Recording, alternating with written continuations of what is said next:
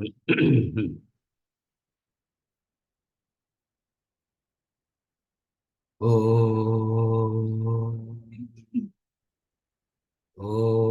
सहना भवतु सहनौ भुनक्तु सह वीर्यङ्करवावहै तेजस्विनावधीतमस्तु मा विद्विषावहै। ॐ शान्ति शान्ति शान्तिः।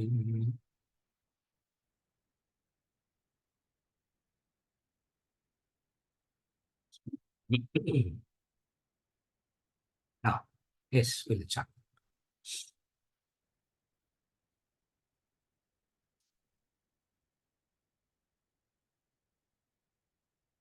अमीहि त्वां सुरसङ्गा विशन्ति केचिद्भीता प्राञ्जलयो गृह्णन्ति स्वस्तीत्युक्त्वा महर्षि सिद्धसङ्गाः स्तुवन्ति त्वां स्तुतिभिः पुष्कलाभिः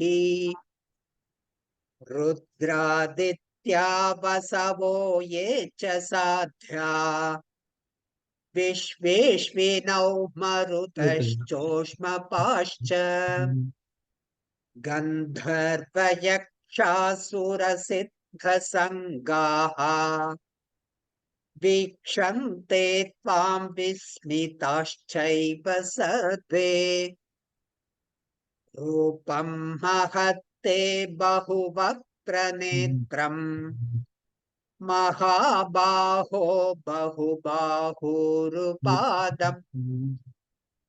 बहूदरं बहुदंष्ट्राकरालम् दृष्ट्वा लोका प्रव्यथितास्तथाहम्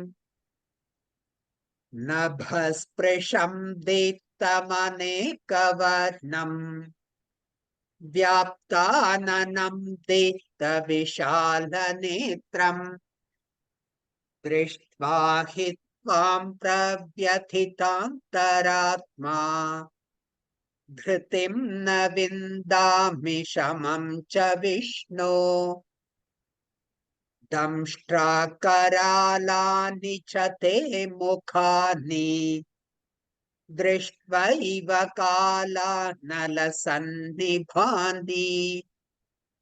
दिशो न जाने न लभे च शर्म प्रसीद देवेश जगन्निवास अमी च त्वां धृतराष्ट्रस्य पुत्राः सर्वे सहैवावनिपालसङ्घैः भीष्मो द्रोणसूत्रपुत्रस्तथासौ सहास्मदीयैरपि योधमुख्यैः वक्त्राणि ते त्वरमाणा विशन्ति दंष्ट्राकरालानि भयानकानि केचिद् विलग्ना दशनान्तरेषु सन्दृश्यन्ते चूर्णितैरुत्तमाङ्गैः यथा नदीनां बहवोऽम्बुवेगाः समुद्रमेवाभिमुखा द्रवन्ति तथा तवामि नरलोकवीराः विशन्ति वक्त्राण्यभिविज्वलन्ति यथा प्रदीप्तं ज्वलनं पतङ्गाः विशन्ति नाशाय समृद्धवेगाः तथैव नाशाय विशन्ति लोकाः तवापि वक्त्राणि समृद्धवेगाः लेलिह्यसे ग्रसमानः समन्तात् लोकान् समग्रान् वदनैर्जलब्धिः तेजोभिरापूर्य जगः समग्रम् वासस्तवोग्रा प्रतपन्ति Vishnu.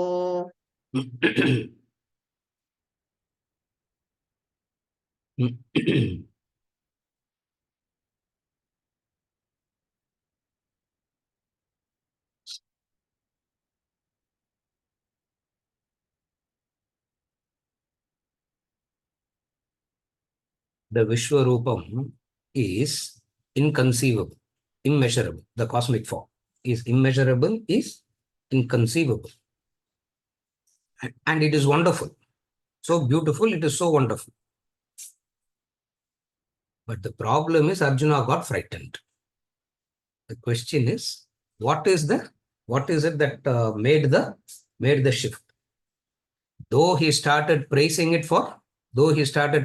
the form, he got frightened. What is it that he saw that he got frightened is what he's going to describe from now on. What is it that he saw that he actually got frightened?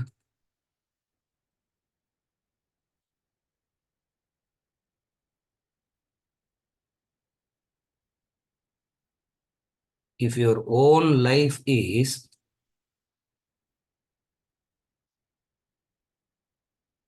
you go to a movie, your own life is speeded up and shown on a projector. Nowadays they have that, no? Time? What do you call that? Time lapse. Time lapse. Time lapse. So you see that time lapse. So what is happening in Vishwarupa that he got frightened?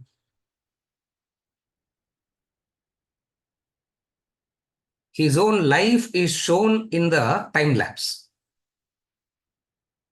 The changes are so rapid that he got frightened. Actually, it is not, actually, that's nothing to get frightened because that's what is happening that is what the truth is. But the time lapse, the speed with which he shows is frightening. What all that causes fear is what we are going to see as an introduction, and then we'll move on to the verses. What all causes the fear? First thing that causes the fear is your own life from birth to death in time lapse. In 4 minutes, it's shown. Rashankar. In PhD and all, you would have got in 5 seconds, isn't it? PhD you would have got in 5 seconds. And then you would have, in 1 second, something will happen. So all the good things in your life will be a few seconds. All the bad things in your life will go on for few more seconds. The good things in life will be just, it will go. But nevertheless, you see it happening in front. What will happen?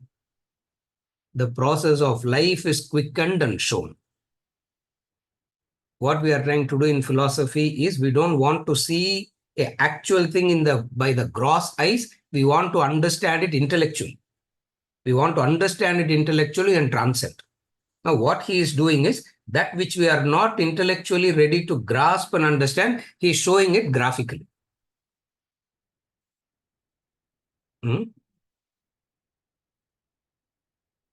You age so fast. Even before you know what happened, it is. Even before you know what happened, it's over. Therefore, what is the fear? The first reason. What we are going to study is what we are going to see now. No, they are all being chewed up and somebody sticking here, somebody sticking there. All that description is going to. No, that causes fear. Why? Because it is shown at a speed. It is shown at a speed. Because we don't see that, we believe that it is because we don't have the capacity to intellectually see what is happening, we don't get frightened. We see Some small thing happening here, some small thing not happening there is causing so much of worry and anxiety and all that. Intellectually, you understand it at a speed, and then you understand this is what is happening again and again and again. It's not happening once and it's over forever.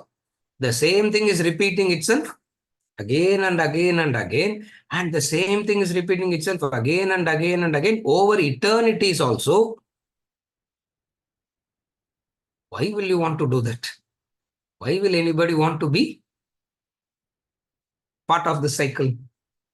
You're able to follow. The first reason for fear is this. Everything is shown. One. Second is fear comes when this we have seen a little bit. In every aspect of life, in every human being, in every aspect of life, common sense tells us that there are both good and bad aspects. Common sense tells us. Common sense tells us that there are both good and aspects in every form. In the first few minutes of interaction, in the first few hours of interaction, in the first few days of interaction, what will you see? What will you see? Only the goodness you will see. Only the good aspects you will see. Because the time of interaction is very short, very small. You continue to pay attention to that. What will you start seeing? You continue to pay attention to that relationship. What will you start seeing? You will start seeing the negative aspect, the bad aspect. So every form has good and bad. The moment you see one small negative aspect, the mind will get fixated on that. The moment the mind gets fixated on that, it starts magnifying it. The moment you get fixated on that, the mind will start magnifying it. Very soon, you will see everything is wrong. Are you able to follow? Very soon, you will start seeing everything is wrong. And the moment you see everything is wrong, you will want to run away, you will not want to associate.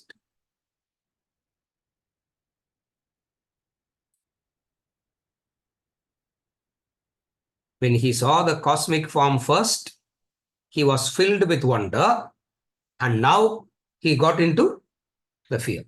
From this, we derive what is the wonderment then in any form that we associate. What is the wonderment at one point of time?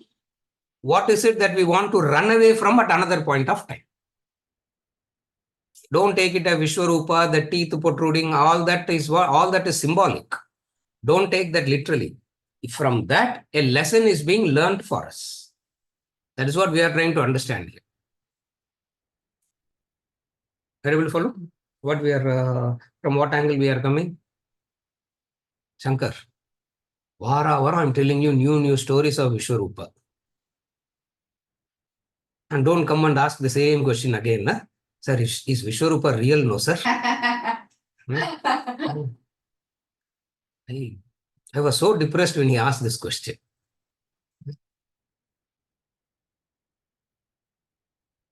Prasad, S.R.L. Shankar asked this question. You will get depressed, no?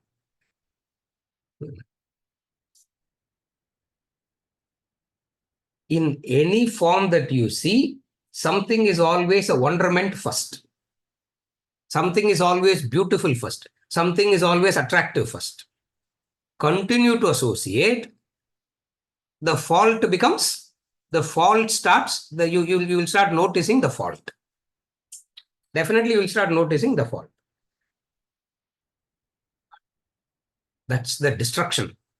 That's the destruction of the human being. The moment you start noticing the fault, because of the wrong way of living and functioning, the mind gets fixated to The mind will get fixated to that wrong. Very soon, what will happen? The wrong thing that is seen, the bad aspect that is seen, you can never take your attention away from it. You can never take your attention away from it. Why? Why do we do that? Because the mind has a natural affinity to negativities. How long can you say thank you and how long can you criticize? Once or twice you can say thank you and you can forget it. But you can go on criticizing for you can go on criticizing for months and maybe, thank God, Apohanam comes like yesterday, we saw no loss of memory. Thank God the Apohanam comes, loss of memory. We carry the habit to new persons. Otherwise, we'll do to the same person again and again and again. Why? Because mind has a natural affinity to negativities.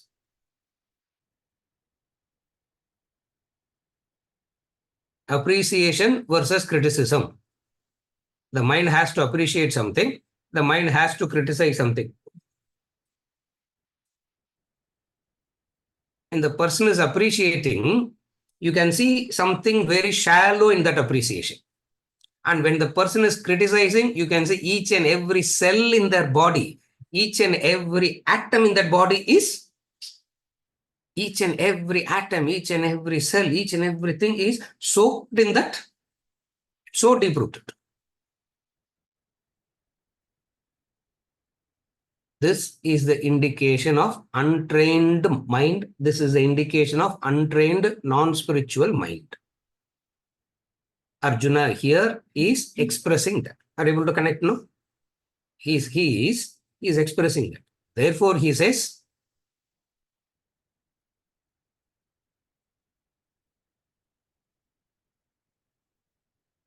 I don't want to see it. Why? Because I'm not able to take my mind away from it. That's why, if you remember last week, we discussed these two things. The few inches gap between the eyes and the eyes is so inspiring. The eye is so elevating. And the mouth is Dramshta Karalani, Dramshta Karalani. He's talking for verses and verses and verses.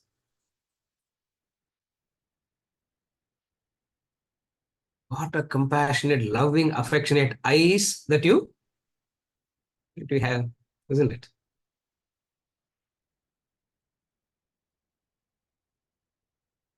When a loving person gets angry, if you can look at the eyes, you will never get affected.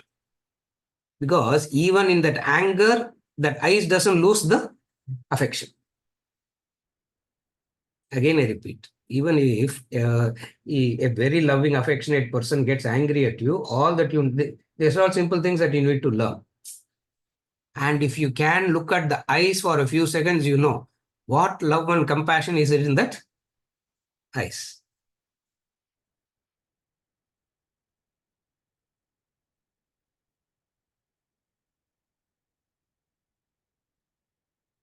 Mahakashyap asks Buddha, how is it that you can get angry with so much of compassion in your eyes, he asked. Maybe would have got scolded a few times from Buddha. He says, how can you be so affectionate even in your anger? How can you be that? So when somebody is upset with you, you should not look at the words and the mouth. Where you should look? You should look at the eyes. But you don't look at the eyes. Nobody will look at the eyes. Everybody will start looking at the mouth only. Why? Because that's what we can do. What else can we do? So, Dramshta Karalani, he goes on describing about the why? Because the attention, the attention gets fixated to the negative. So when your attention is fixated on the negative, all the good gets overshadowed by that. All the good gets overshadowed by that. What does Vedanta come and say?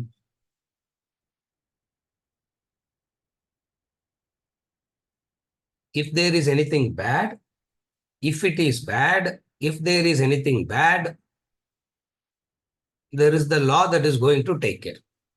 Why should you lose your peace because of that? Again, I repeat. If there is anything bad, there is the law that is going to take care. For nobody is an exception to the law. That's why we call it as the supreme law, the divine law. Later on, he is going to see the same law devours the good, devours the bad. Symbolically, Arjuna is going to say, all the great warriors on our side and their side are all getting crushed, he says. Meaning, in the course of time, the good and the bad both gets devoured. Both keeps going. The law, only difference is what? One will get crushed, another will say stuti. That's all. One will get crushed and suffer and cry in agony and pain. Another will like, in the wonderment, what did he say? The great rishis and the siddhas, stuti. Stuti means swasti, he said, no? May loka samasta sukhino bhavantu. Do you remember all that we spoke? So, when the good ones get crushed, there is no crushing at all, because the others may see it as crushing, but they keep saying swasti, swasti, swasti. The other ones, when the same law crushes the other, they go through agony, pain, suffering, etc. Nevertheless, there is the law. Are you able to follow? Now, all that you have to do is what? Have Shraddha in the law and train your mind to get fixated in the good and not move from that. This is the training. This is a spiritual training. Have Shraddha in the law and train your mind to get fixated on the good. Not that you are dumb, that you don't even see what is happening. Not that you are dumb. If you are dumb, not that you are dumb, you know what's happening, but still, you will say,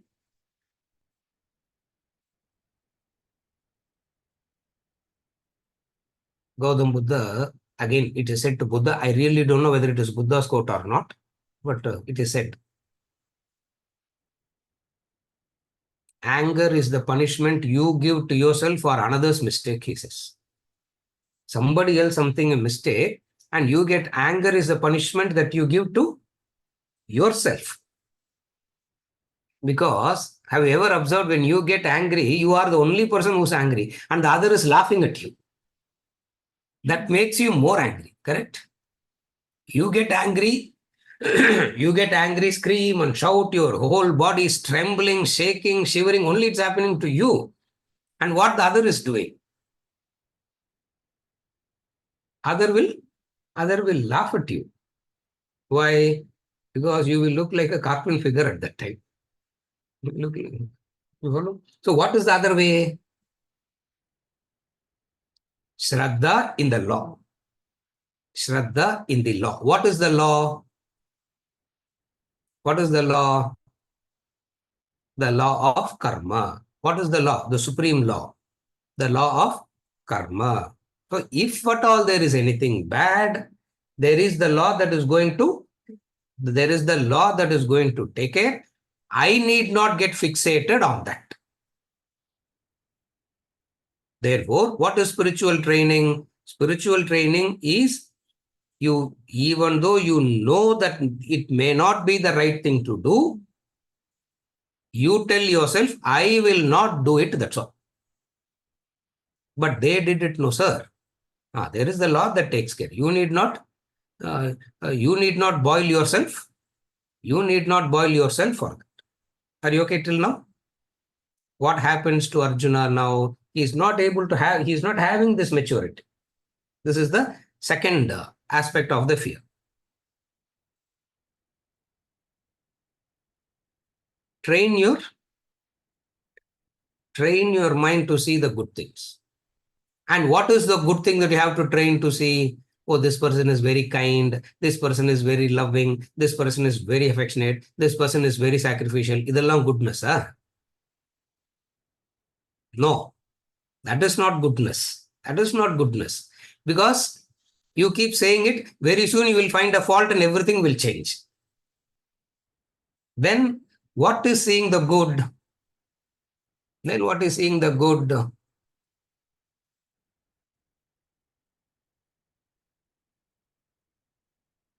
See the being and don't see the human. See the being in everybody and don't see the human in anybody. That is the training. Human means name and form, properties, gunas, attributes, qualities. That's why human being equals spirit plus matter. So where should your fixation be? On the spirit. In the context of chapter 7 to 12, we will not use the word spirit. In the context of chapter 7 to 12, we will use the word divine God. That's why they say, see the divine, see the divine. But sir, in that human, how can you? No. Human is not divine. It is divine. That is, there is the divine behind the human. This is the fixation. Are you able to understand the difference now? This is the fixation that you should have. This fixation. What is the fixation?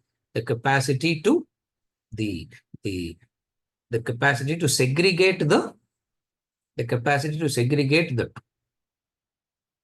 So when you say look at the good means, people start attributing qualities to human.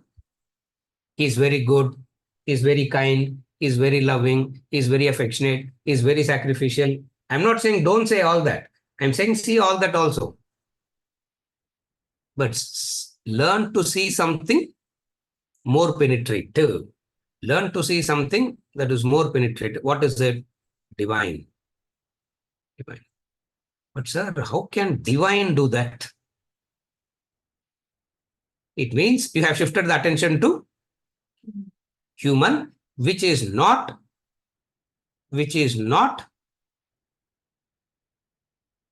you are crossing the line. You are crossing the line. What is crossing the line? You have crossed the line of not allowing the law to take care, and you are taking law onto your hands.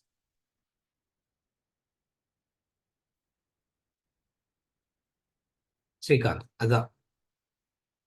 Vadivelu's dialogue, Sattata kaila edukudadu, isn't it?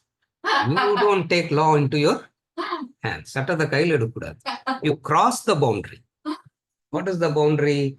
The moment you get fixated on the human and then try to see and then try to divide the human into positive and negative, good and bad, and then say, I will only focus on the good aspect of the human and not on the bad aspect of the human. Keep trying it. It will not work. Keep trying it and everybody will say, do that, do that, do that. You keep doing it.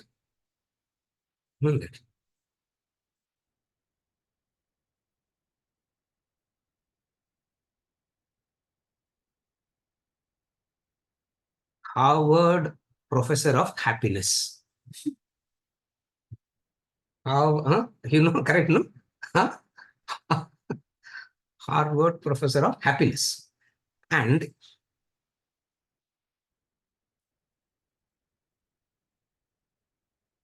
he sold out for 1 year, Narayanji. He sold out for 1 year, he sold out. Isn't it? He sold out for 1 year, he sold out. And his tickets and all.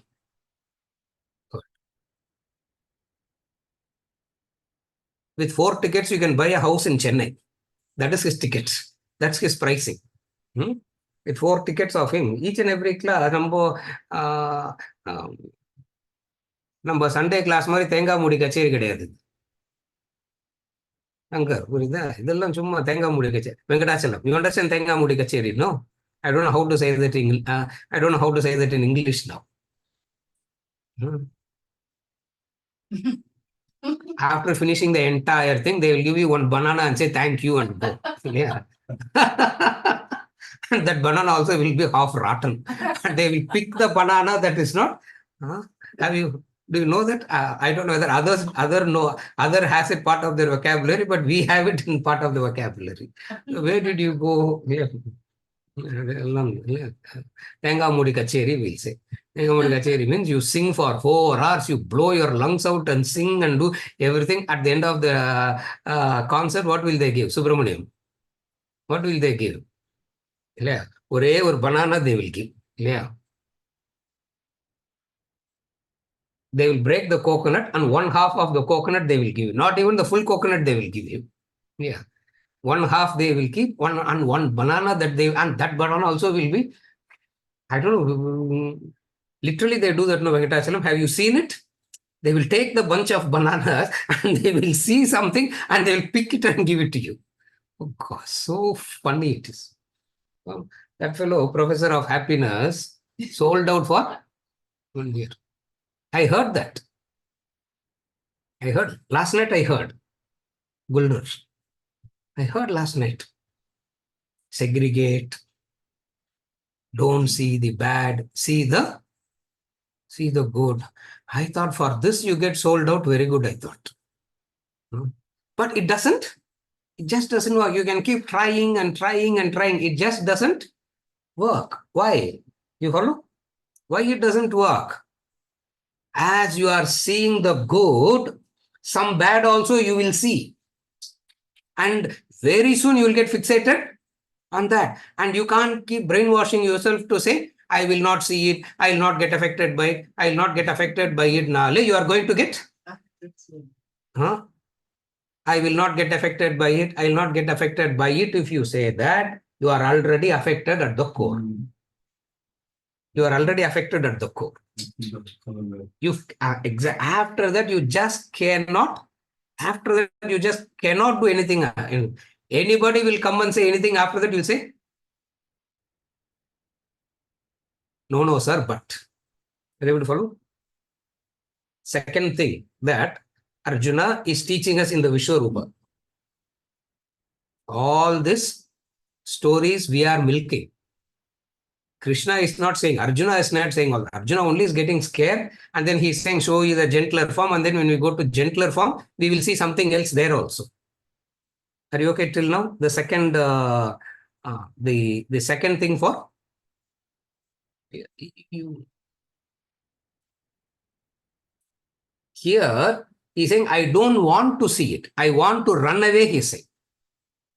Why he's saying, I want to run away? Because he is not able to take his eyes away from the mouth and shift the attention to the eyes. If only he has shifted to the eyes,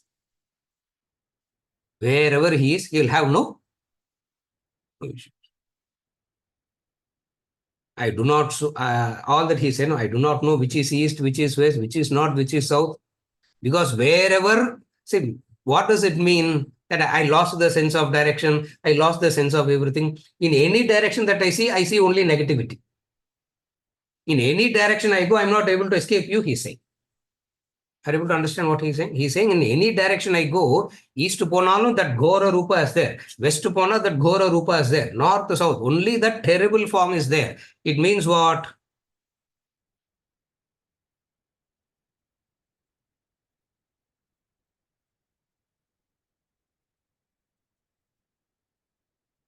No more happiness, no more peace, no more shanti. Only thing that I am seeing in life now is what? Only thing that I am seeing in life is what? Everything has become bad, terrible, worst. Everything in life has become bad, terrible, and worst. Why? Because you got so fixated on the negative. You got so fixated on the one negative. The moment you get fixated on the one negative, there will be the natural tendency of wanting to run away. Because it's so frightening, it's so irritating, you just want to run away. Physically, you can run away, but mentally, you will be carrying the scar. Again, physically, you can run away, but mentally, you will carry the scar. And the scar you will carry on for many janmas also. The scar you will carry, supposing you have a scar, and if you can get over it very soon, it's not as complicated. But not only you will carry the scar, and the scar will go on for ever into many janmas.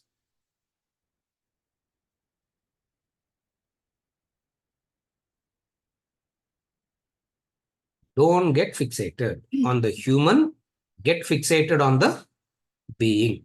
For human is a mixture of both. Human is a mixture of both. Shift the attention from the human to the being. Who are the wise ones who said swasti, swasti, loka, samasta, sukhino bhavantu and all that? Who are the wise ones that said, they had the capacity to say that? The ones who have shifted the attention from human to being.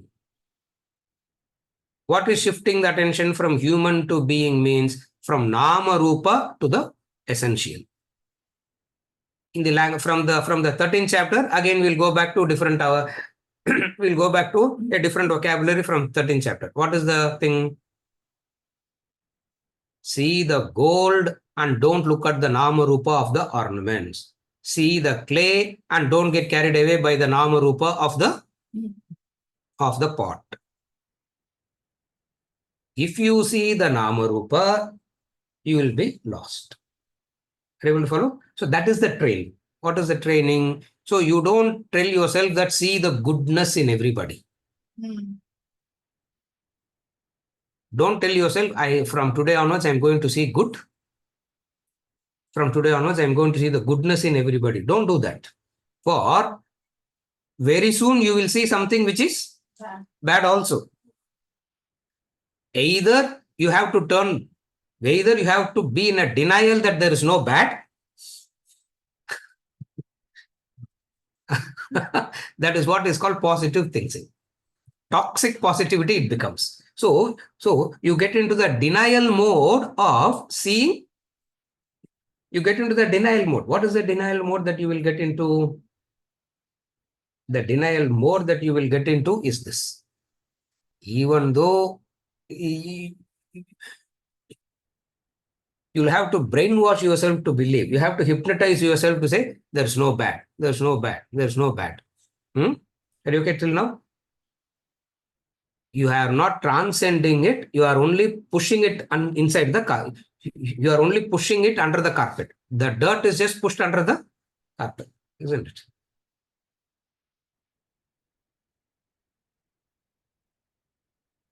Guests are coming. So many things scattered in the house all over. What to do?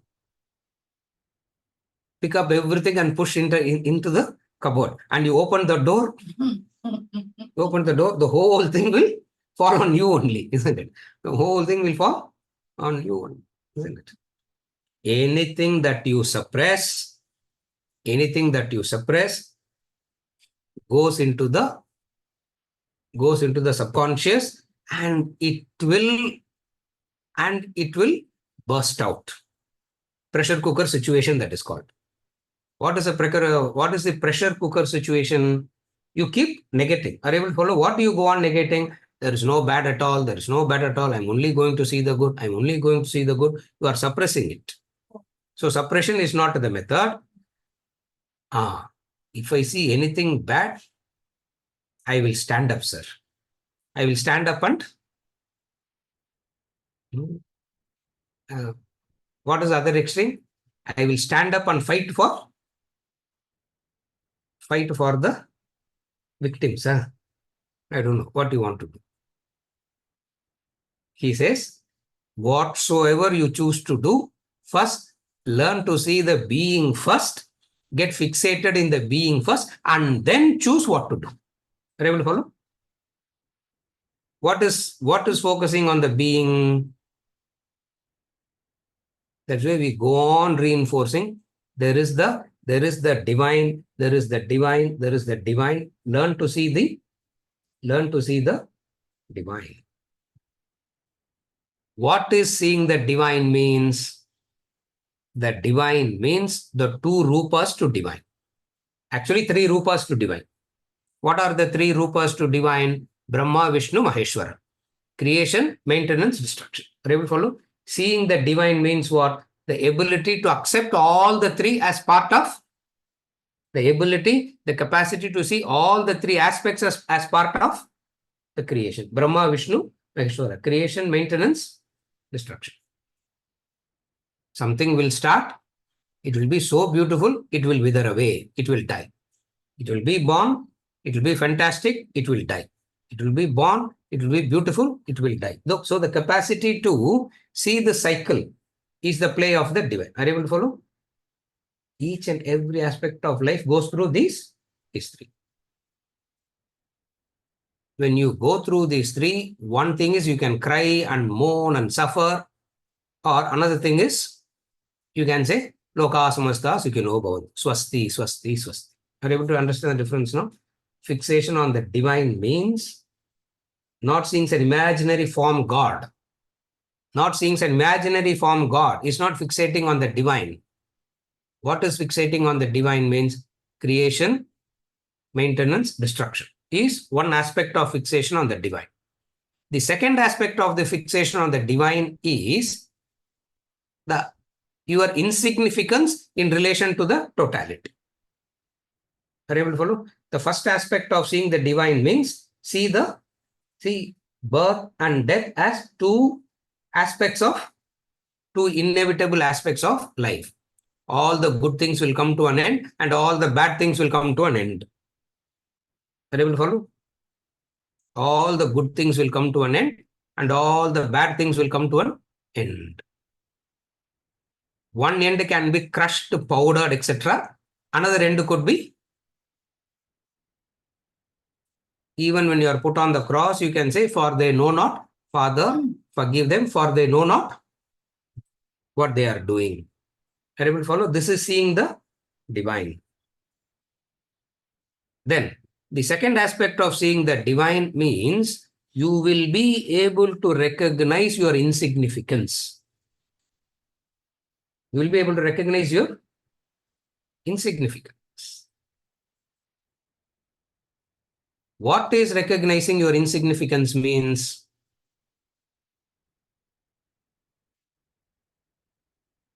What is recognizing your insignificance means? We have given this example many a times, but what is the theorem that is taught through that? What is recognizing your insignificance means?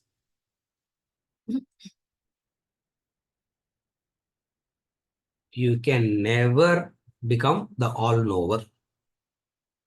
You can never know everything. Are you able to follow? You can never know everything. Therefore, whatsoever you know is so limited. That is recognizing. But the ego, now understand the ego. The ego says, all the problem of the ego starts from the fundamental thing. What is all the problems of the ego starts from where? I know. I know. I know, sir. உங்களுக்கு தெரியாது, sir. You don't know, sir.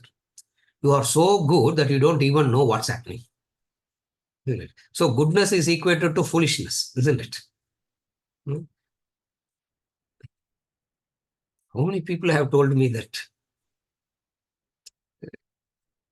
You're so good that you don't know. I said, what? So if you are a good person means you have to be a foolish person, huh? The source of the ego comes from where? I know. Are you able to follow? What is it I know means? What is it I know means? You will never say I know in relation to any subject. Hmm? Again, I repeat. You will never say I know science fully. You will never say I know math fully. You will never say I know history fully. But in relation to a human being, you say, are you able to follow? In relation to another human being, you say, I know fully. If you say, I cannot know science fully, I cannot know math fully, there are so many areas that I can never ever know. Same knowledge, if we can translate into your relationships, you understand your insignificance. Are you able to follow the difference? But, but I have humility, sir, because in math I say I don't know. In science I say I don't know. That requires no training. By default, you will know that. Are you able to follow? So when you say I know, what you say in relation to the other beings that is causing so much of trauma and suffering and pain, you will never ever take the stance of saying I. But if I have lived with that person for 40 years, 50 years, if I have lived with that person for 70 years, 80 years, what do you have to say? What do you have to say? I don't know. Ah, no, no, no. You don't say I don't know. You should say, remember the distinction I always say, you can never say I don't know. You should always say, I can never know. That is recognizing that divine. Are you able to follow? That I can never know the totality makes you recognize your insignificance. The moment you recognize that insignificance, there's a different perception. There is a different, you have a different eyes.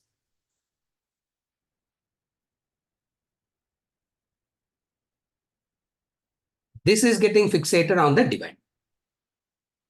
I said get fixated on the divine. Now, what is getting fixated on the divine means have an Ishtadevata form and get fixated on that form. Huh? No, no, it's not that. 3. Even if you have the Ishtadevata Murti, the God that inspires you, understand that God has the law. Hmm? God is symbolic of the law. That's why I think Sikhism does it, I think.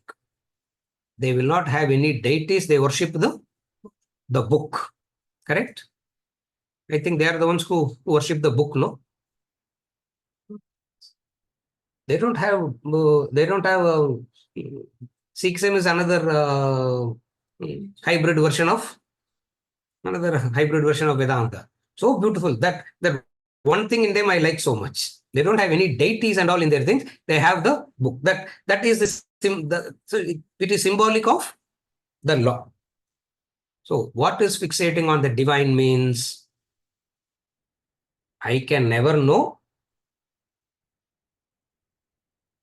There is the law.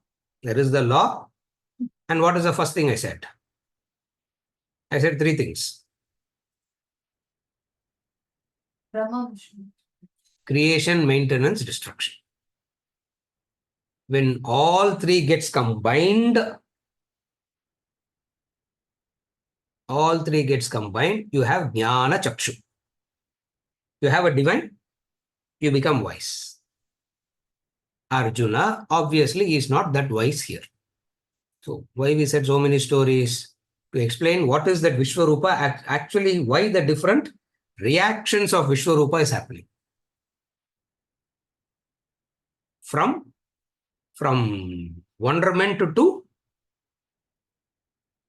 fear. And then later on he is going to say gentler form. Whatever the gentler form is, when we go there, we'll study that also. Are you okay till now? Are you all okay till now? Some 2, 3 question is blocking me from understanding the teaching now. The first thing is you said good and bad has a beginning and an end. So do you agree that there is a bad existing? Is that the right way of understanding? The question is this.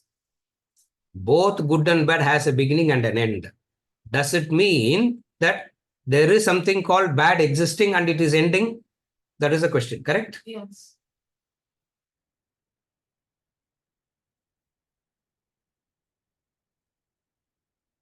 Yes and no.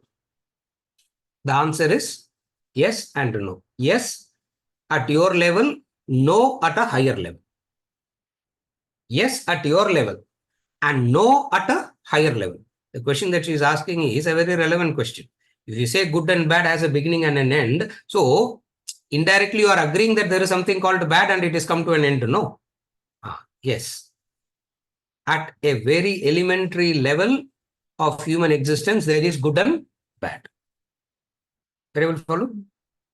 When you move up to the higher level, there is no good and bad. Gunas functioning. There is no good and bad. Gunas functioning. Guna guneshu vartante iti matva na sajjate. Adella karma yogali he covered it. Guna guneshu vartante iti matva na sajjate. Beautiful description. Are you able to understand now? That is, yes. Is there good and bad? Yes. When you are at the elementary level of existence, you have to divide life into good and bad. When you mature into the higher level, you only say gunas functioning. And then you go, it's the same divine in this Nama Rupa functioning.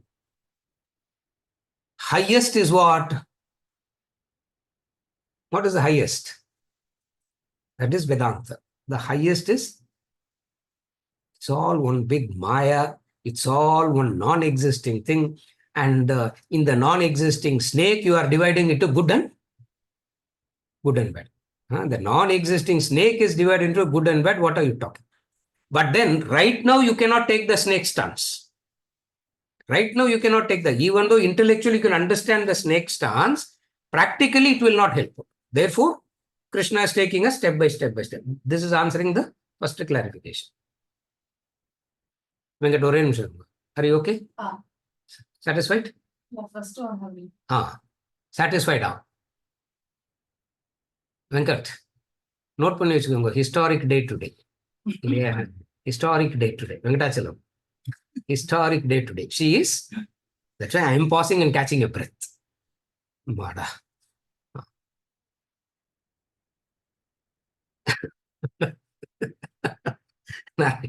Correct. Second clarification. So I will work on that first time. Yes. Second question. You say blind to the fault. Does it mean that you are already seeing a fault, therefore you are agreeing you be a blind to the fault? Does it mean like that? Blind to the fault. Since you are already seeing a fault, that's why you are saying blind to the fault. Does it mean like that? The question is, you are already seeing the fault and you become blind to that. That's it what? That's it what It means? is meant?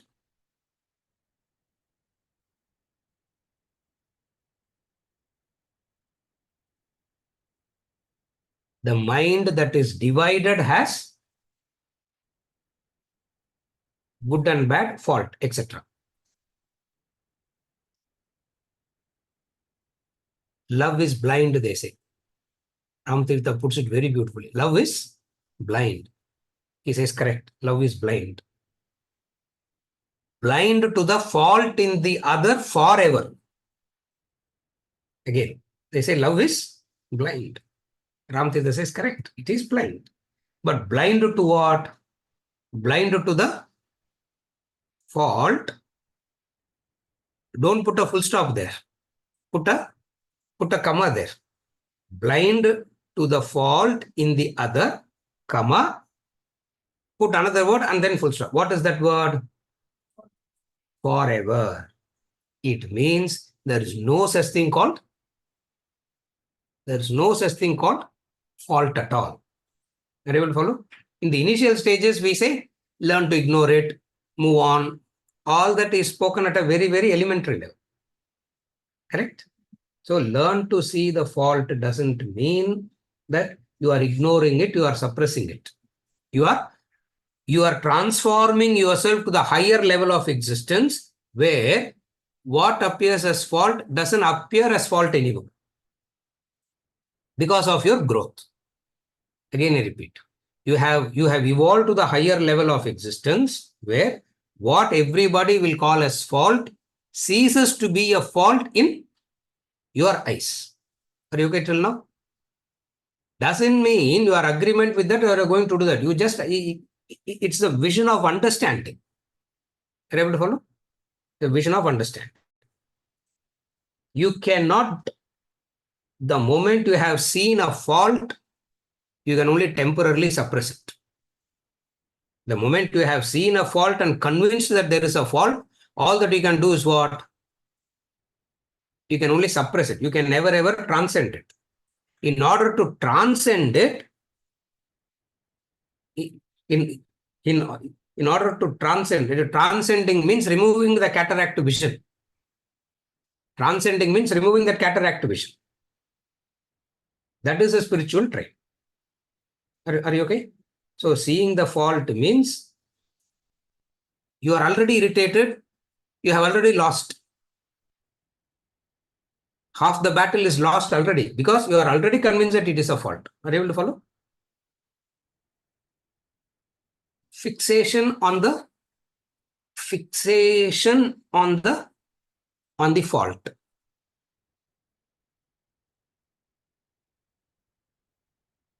That which is not acceptable to you is what you call as fault. It is highly egoistic.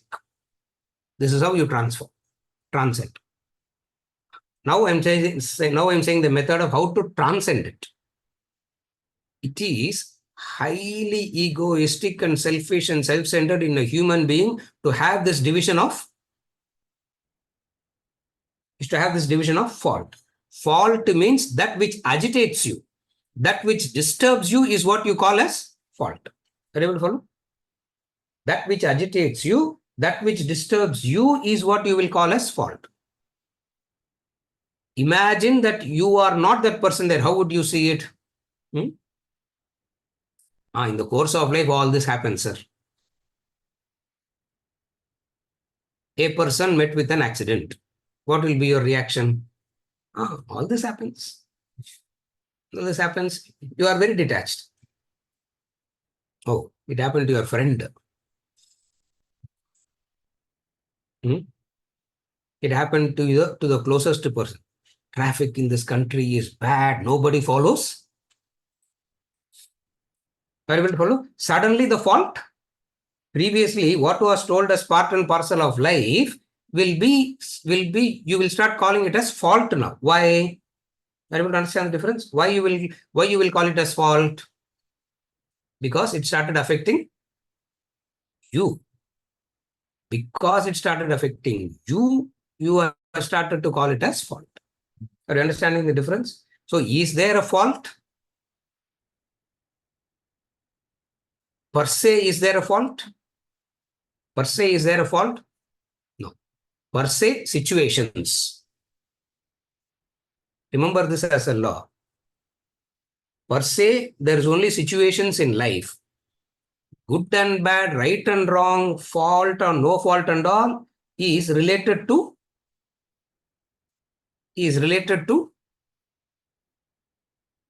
the ego. Is related to the ego.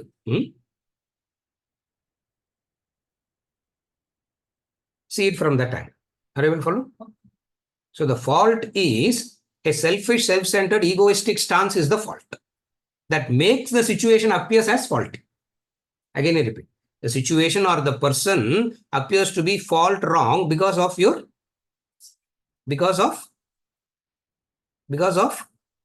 affectation. If it is pleasant, you will say it is wonderful. If it is unpleasant, you will say it. So the right and wrong, good and bad is entirely centered on your pleasantness or unpleasantness. Are you able to follow? That's why we say it is highly egoistic, selfish, self-centered. This is answering the second clarification. Yes. Because we are not I'm not at a level where I'm able to say blind to the fault. No, I'm not at that level. So one step below that.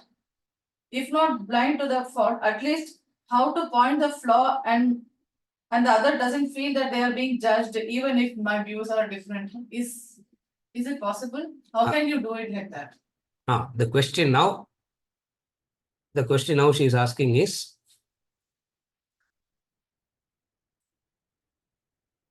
Want me to repeat the question? no. I'm looking for Mala here. I'm looking for. The question that she is asking is this. I see a fault. I want to point out the fault and make the person not feel bad or being judged. How to do that? Can I do that, and how to do that? Answer is, what is the answer? Okay, in the classroom, what is the answer? Outside the classroom, what will you do? Two answers. Yeah. Wise man. Huh? Wise man. In the classroom, what is the answer? And don't give me that answer. Huh? Outside the classroom. Huh? The question that she is asking is outside the classroom, she is asking. In the classroom, the answer is very straightforward. You have no business to do that. That is very, very clear. Outside the class, are you going to follow? Inside the classroom, outside the classroom, the answer remains the same. You have no, when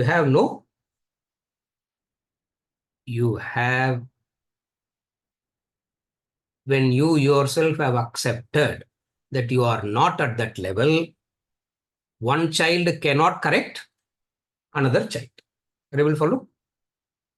She started with the statement, since I am not at that level, I am bringing it down to my level, for which the answer is one child should not parent another child. That is the law. Who should parent? Parent, only the higher should say that. As a child, one child can tell another child what? We are all in the same boat is what we can say. One child can tell the another child. What can they say? We are all in the same boat. But the ego will not allow you to say that. The ego will make you to say what? The ego will make you to say this. Are you able to follow? What it will make you to say? I'm only objectively pointing it out, take it or leave it. I'm just saying it, sir. That's all. I just said it. That's all. You take it. After that, I'm not. My job is only to say whether you take it or not is your privilege. That's what we say generally, isn't it? Vedanta comes and says, first step, it is wrong. What? First step itself, it is wrong. What is wrong in the first step? One child should not parent another child. Are you able to follow the answer?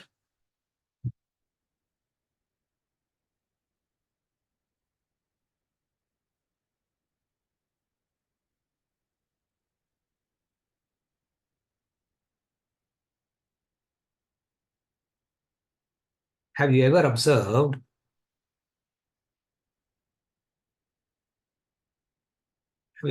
this phenomenon in life, that we all want to catch hold of children and teach? Have you ever observed that? Why?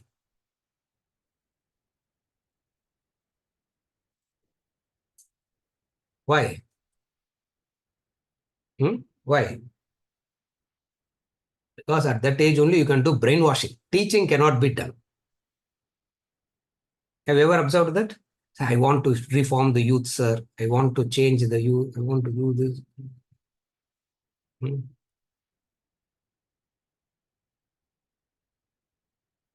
In 1997, I'm talking. I think 97.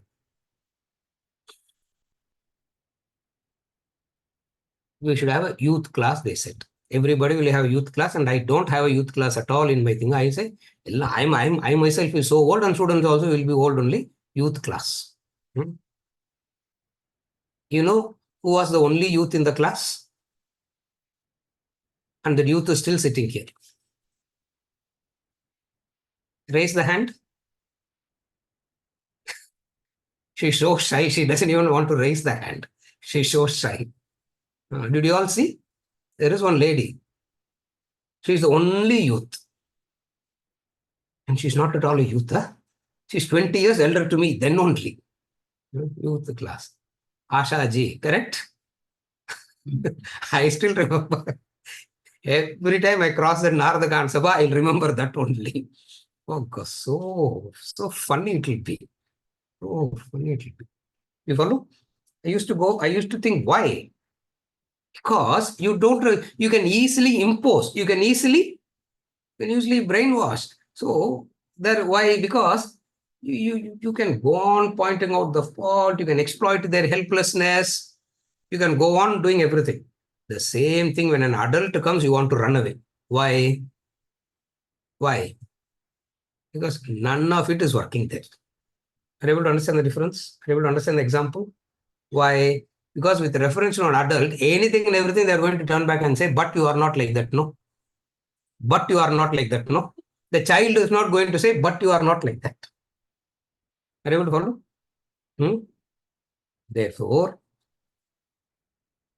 one child should not parent another child. Are you able to follow? Therefore, you should never go out and say, this is I'm objectively pointing out the fault for your welfare. Or I'm objectively pointing out the fault and you do what you like. Or I'm objectively pointing out the fault without being judgmental. All these are a very hallucinatory stance that you take about yourself. Because you cannot find the fault and not be judgmental also. It is impossible. Again, I repeat, I'm making a universal statement. The moment you find a fault, you will become, you may agree with me, you can say, no, you don't know what you're talking. That you can say. But the truth is what? The moment you find a fault, you have already judged. What is the proof of it? What is the proof that you have judged already? Are you able to follow the question that I'm asking now? What is the proof that you have already judged? There is an indication. What is that indication?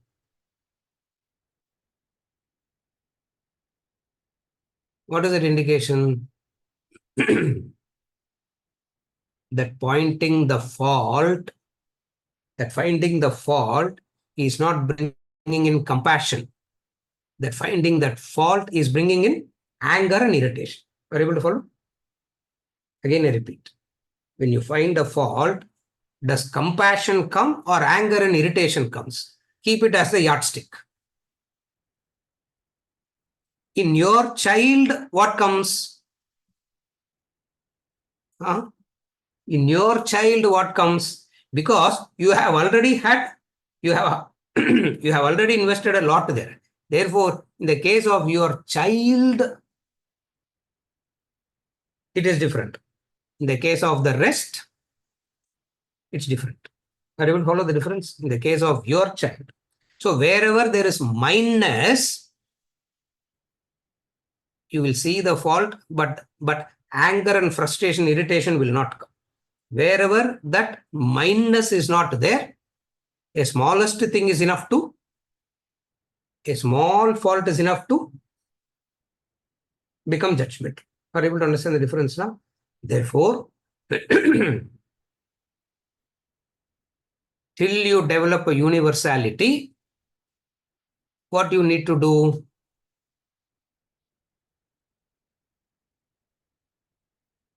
When you see a fault, till you develop a universality, when you see a fault, what you need to do?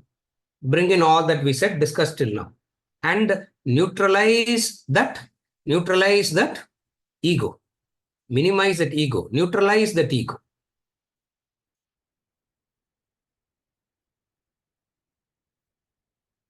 bring in compassion.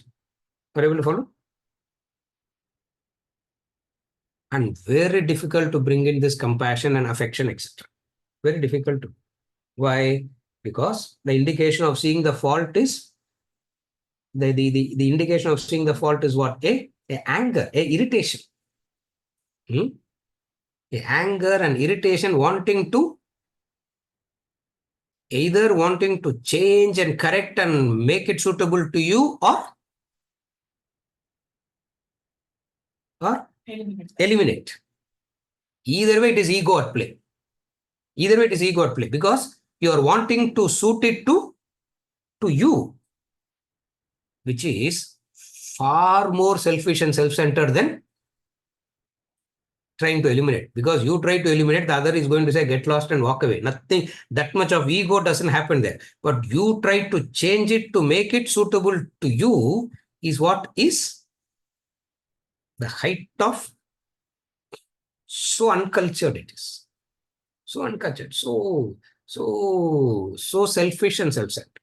And most of the times, what do we want to do? If we see a fault, we want to correct the fault in the other, change the fault in the other, so that it can suit me. Why? Because it is affecting me. It is disturbing me. So where is it? It is not stemming from compassion on the other. It is stemming from your own perception of loss, your own perception of losing something. Are you able to follow? Highly selfish and self-centered it is. But you can't say it also. Why? Because if 99% does it, that becomes a universal standard. Therefore, everybody is doing it. Therefore, it seems to be perfectly legitimate.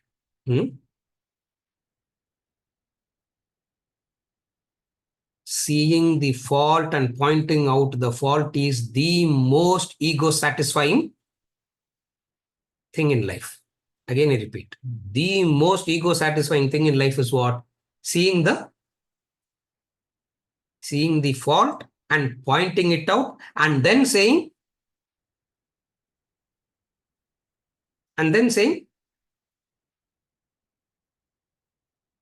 for their good only I am doing, sir. What makes you to think what is good for them for? You don't know what is good for. You don't know what is good for you in the first place. What makes a human being think what is good for the other? But the human being thinks like that. Are you able to follow? So the moment you see the moment you have seen it, you have made a conclusion. So there is the ego at play. What is the ego at play? You see a fault temporarily, you are above the other. Psychologically, you are one step above the other. That's ego. That's height of ego. That is height of ego. That is selfishness. But sir, I'm genuinely good. No. Sir, I'm genuinely good, sir. What are you talking? Looks like you are egoistic now. I am genuinely good, sir. What is genuine goodness? If you go in with the genuine goodness and point a fault, that person will prostrate to you and say, point out more that I want to correct myself. That is the indication. Again, I repeat, if you go in with the genuine goodness, that person will prostrate to you and say, thank you for pointing out to me. Tell me more of this, that I can correct myself. This is where it becomes a Guru-Sishya relationship. Are you able to follow what is a Guru-Sishya? This is where Guru-Sishya happens. Before that, you want to point the fault out. The other person says, look at yourself before you tell. Look at yourself before you tell me. So both are arguing about what now? The fault is gone. Now the argument has shifted to ego. Are you able to follow? So I have put myself in a helpless situation where I'm helplessly seeing the fault in the other, and this fault is more back to irritation than compassion. Yes. So the only rescue for me is to go by this spiritual training Yes. and bring down my ego and Yes. try continuously in this path Yes. till the ego totally subdues. Yes. And that's how the compassion forms. That's how the compassion. So that where there is compassion, you will never see the fault. Yes. Compassion is the indicator of ego being dissolved. Compassion is the indicator. Compassion means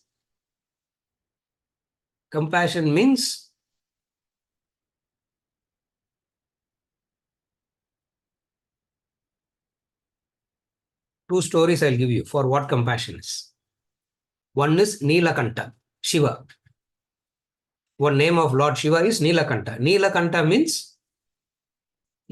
means what? Blue throat. Will anybody have a name called blue throat? English isn't it?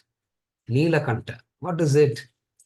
The deadliest poison is gone inside and not affected. That is Nilakanta.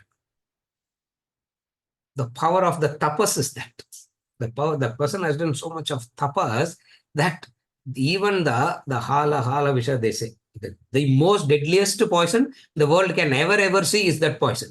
And that he swallowed and Nilakanta. Second example. You know, when did Krishna got the name Krishna? How he got the name Krishna, you know that? Okay, what is the color of Krishna? What is the color of Krishna? Dark black. That's what you have told us, sir. It's not a black acid. It's not the black acid. Black is beautiful. Not that kind of a black. It's a bluish, poisoned black. Have you ever seen a person poisoned?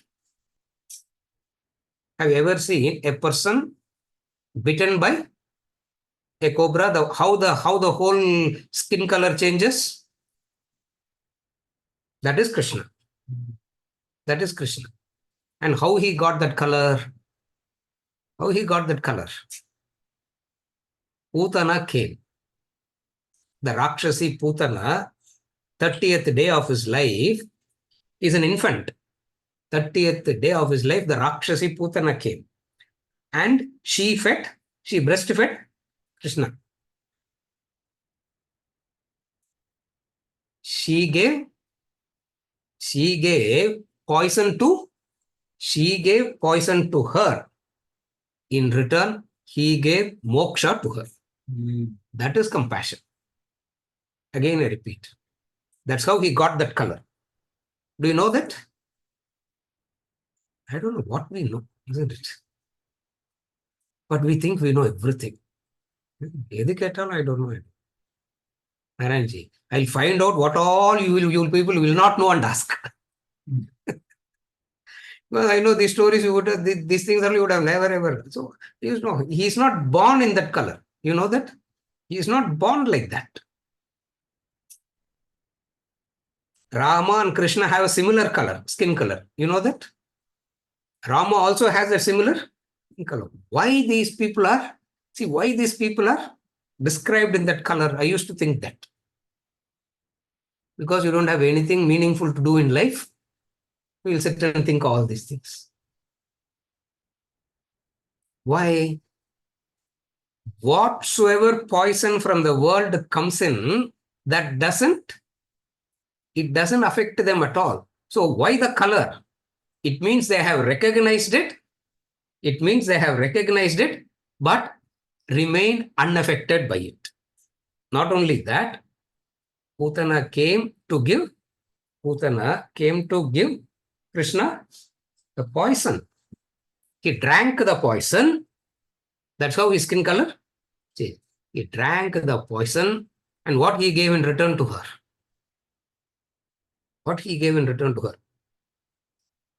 Moksha. Moksha means transformation. Moksha means the transformation. Are you able to follow?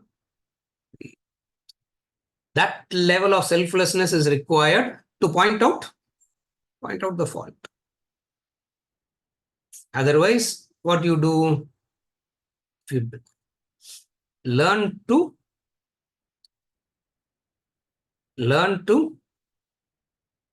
not ignore, say, I have nothing to do with this. There is the law. There is the law that is functioning. I have nothing to do with this. There is the law that is functioning. I have nothing to do with this. Are you able to follow? And when we say law, law means the divine law, not the man-made, not the Supreme Court to full bench, half bench, not all that. Yeah, otherwise 5 bench, 7 bench, 11 bench, or not all that law. There is the divine law. All the man-made law, the human can excuse from the bench and say, I don't want to be part of it. Do that. Whenever you see a fault, rescue yourself. In court cases, they say some judges rescue themselves from the case, they say, isn't it? Hey, I don't want to be part of this. I don't want to be part of this. Why? Because somewhere there is a personal connection. Beauty it is. I love it so much. Somewhere there's even when there is an indirect personal connection, you will lose your objectivity in that. You will lose your object. Therefore, what? Simply withdraw. Are you okay? This is how you do.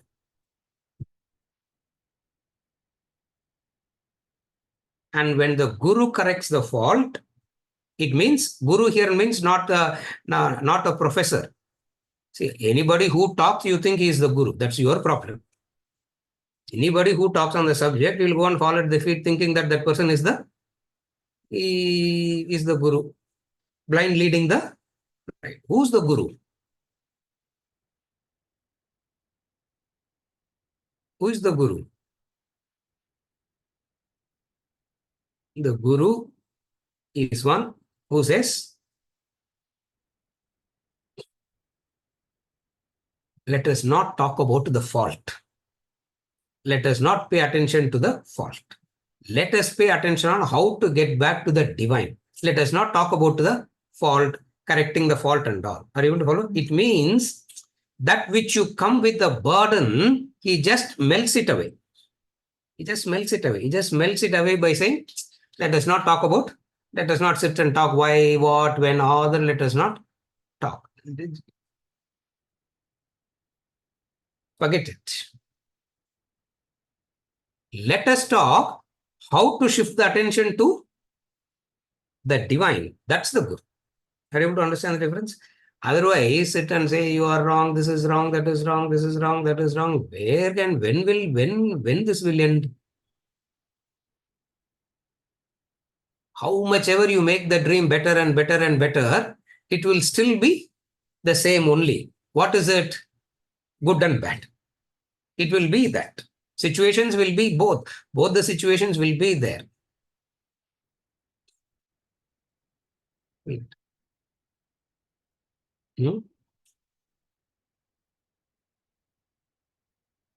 He who made it new better than a man like me, olive tree. Beautiful poem, isn't it? Beautiful poem. I'm still thinking in that poem only Wednesday thing. Beautiful poem it is. Beautiful poem. That olive tree. He who made it knew what it needed better than a man. Everybody follow? And what is non-judgmental way of dealing a fault means the other person must come and say, I have a fault. Wait. No, the other person must come and say, looks like I have a fault. You don't say there is a fault. Starting point.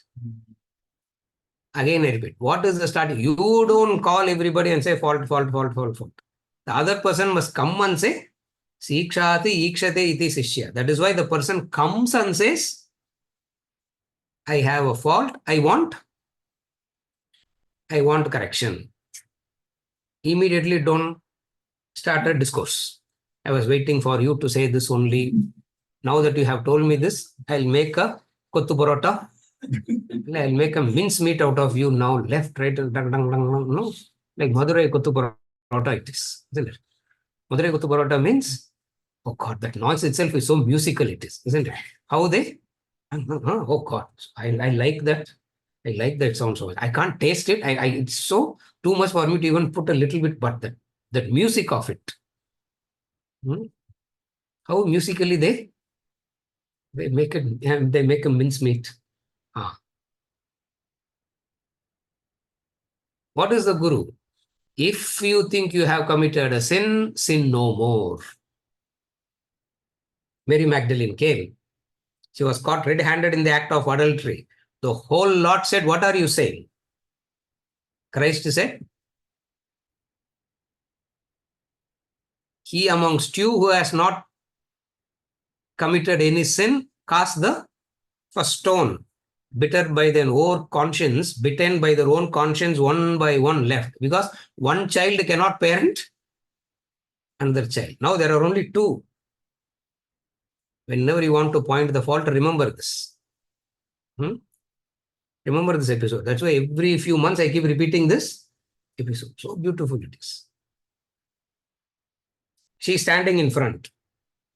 Christ looks at her and says, 9:15 already. So I'm just summarizing it. In some other class, we'll elaborate the whole scene.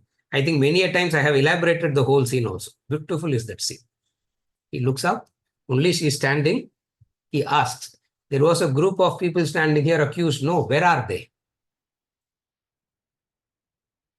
They all left. They all gone, my lord, she says. Why are you standing? You also go. Why are you hanging around? You also leave. She couldn't move. She stood she just couldn't move. He said, what is the way out? What is the way out for me? If you think you have committed a sin, no more.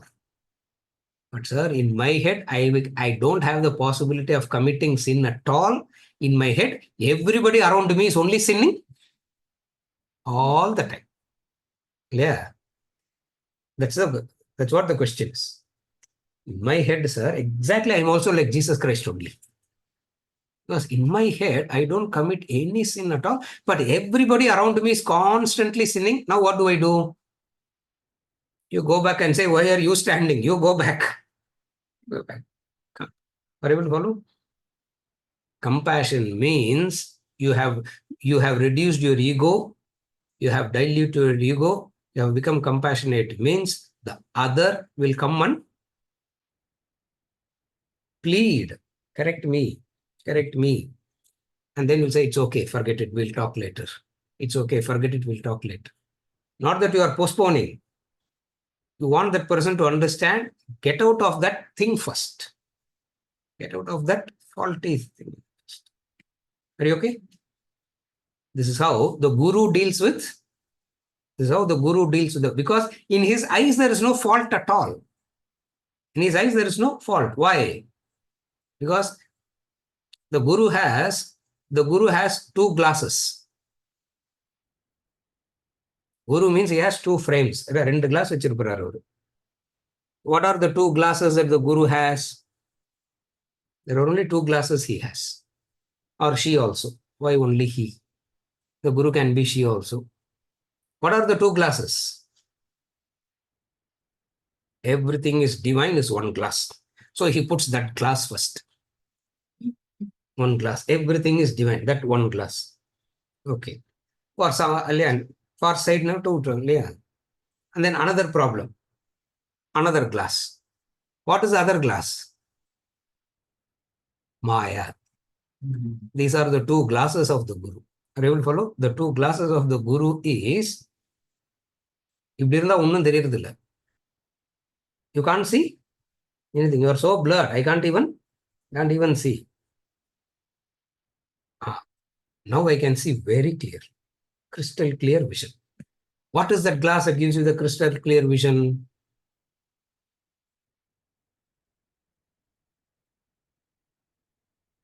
One vision is everything is divine.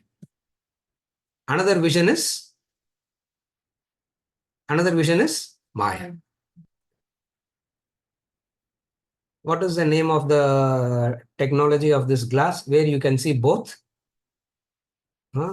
Progressive. Progressively increase your vision. Progressively increase your vision. ரெண்டு கிளாஸ்லாம் போட்டுக்க வேண்டாம். You don't need to have two glasses. So you don't have to keep changing. Progressive. Correct. That's the word. Progressive glass. I always like that word progressive. Progressively your vision should increase. What is it?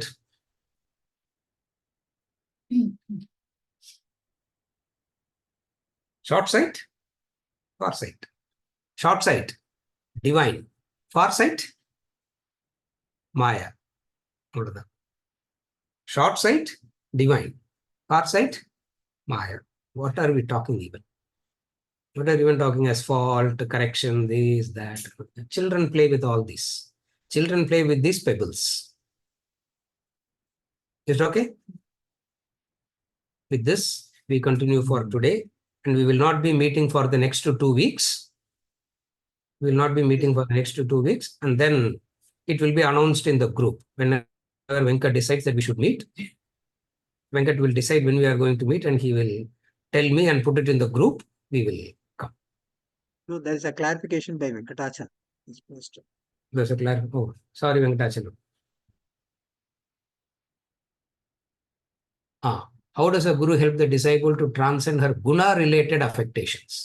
You have answered it already. It is guna. You have nothing to do with the guna. That's how the question that Venkatachalam is asking is, how does a guru help the disciple to transcend one's guna-related affectations? Guna within quotes, sattva, rajas, and tamas. That is the answer. What is the answer? It is guna-related. You have nothing to do. You have nothing to do with the guna. It is guna. It is the guna that plays. Why are you getting affected? Right? He segregates you under the guna. He doesn't say you are the guna. He says segregate. Yes, segregate. Guna and you. Why? What is the segregation? Guna is the human. You are the being.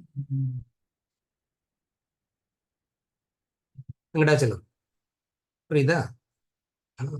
Can you don't have to come. It's over now. You don't have to come for can and all and waste your time. Payment and all will not be returned back. Yeah, you don't have to come for can and forget it. Don't focus on the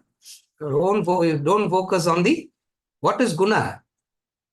Shift from the guna is belonging to the human. And who are you? You are not a human. You are not a human. You are not a human. You are not an animal. You are not a human means you don't belong to any nama rupa. You don't belong to any guna. Tattvamasi Shvetaketo. Tattvamasi Shvetaketo. The Father. What a teaching it is. What are you? Tattvamasi Shvetaketo. You follow? Is it okay, Venkatachalam? Yeah. With this we conclude.